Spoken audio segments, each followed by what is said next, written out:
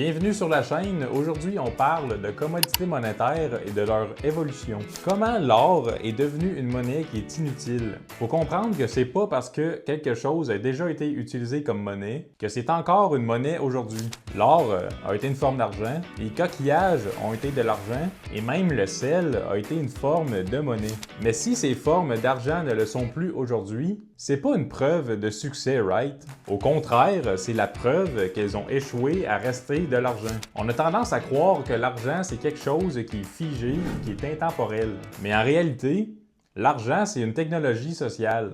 Une technologie qui a été créée par les humains pour résoudre un problème simple. Faciliter l'échange de valeurs dans le temps et dans l'espace. Et comme toute technologie, elle a besoin d'évoluer, de s'améliorer, ou sinon, elle échoue. Si on regarde l'histoire monétaire, il y a une chose qui saute aux yeux. Aucune forme de monnaie n'a survécu éternellement. Pourquoi? Parce que chaque forme d'argent a ses limites physiques ou même structurelles. Par exemple, l'or.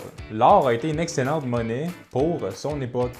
Mais à mesure que le monde est devenu plus rapide, plus global et plus connecté, ses défauts sont devenus évidents. C'est difficile à transporter parce que c'est lourd et ça prend de la place. C'est difficile à diviser, ce qui rend les paiements de tous les jours impossibles. C'est presque impossible à vérifier à 100% que ce que tu détiens, c'est réellement de l'or sans avoir des équipements professionnels très coûteux. Je pourrais te donner une plaquette ou même une brique de tungstène qui est plaquée en or et tu n'y verrais que du feu. Et quatrièmement, l'or, c'est lent. Tu peux pas régler des transactions internationales instantanément. Et dans une économie mondiale, c'est important de pouvoir faire une transaction finale qui prend pas des semaines ou même voire des mois. Mais si l'or a été remplacé, c'est pas parce qu'il était mauvais. Ça aura été la commodité monétaire numéro 1 pendant des centaines d'années. Il a simplement été remplacé parce qu'il n'était pas suffisant pour le monde digital et mondial d'aujourd'hui. Il faut comprendre que chaque époque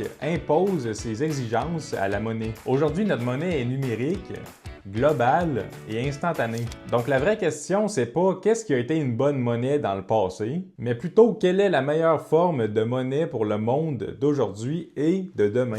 Le dollar, l'euro et les monnaies fiat actuelles ne sont pas éternelles, simplement parce qu'elles sont sans valeur qui est reliée à la réalité. Elles dépendent de décisions politiques, de dettes exponentielles obligatoires pour survivre et de la confiance. Et l'histoire nous montre une chose très claire. Toutes les monnaies fiduciaires finissent par être diluées à leur propre perte ou simplement remplacées par une technologie monétaire qui est mieux. Si on prend les propriétés fondamentales d'une bonne monnaie, rare, durable, divisible, portable, vérifiable et résistante à la censure, et qu'on les applique au monde numérique, une chose devient évidente. Ce que l'on connaît aujourd'hui ne fonctionne plus, et les autres options sont limitées. Le Bitcoin n'est pas juste une nouvelle monnaie, c'est la première technologie monétaire native de l'Internet. Et non seulement c'est la première, mais c'est la seule qui coche toutes les cases de ses propriétés d'une commodité monétaire. Donc l'or a échoué à être une monnaie mondiale à cause de ses contraintes physiques.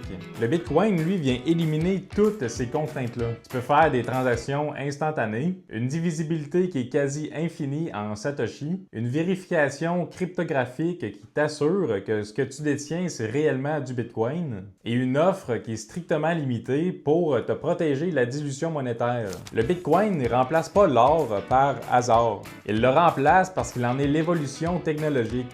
Il a été pensé, sculpté, et il est né des besoins que l'or ne pouvait pas combler. Donc si l'argent est une technologie, et que toutes les technologies finissent par évoluer, croire que l'argent que nous utilisons aujourd'hui sera celle de demain, c'est ignorer toute l'histoire humaine, l'évolution, l'adaptation, les changements technologiques et toute la nature déflationniste que ça amène dans ce monde.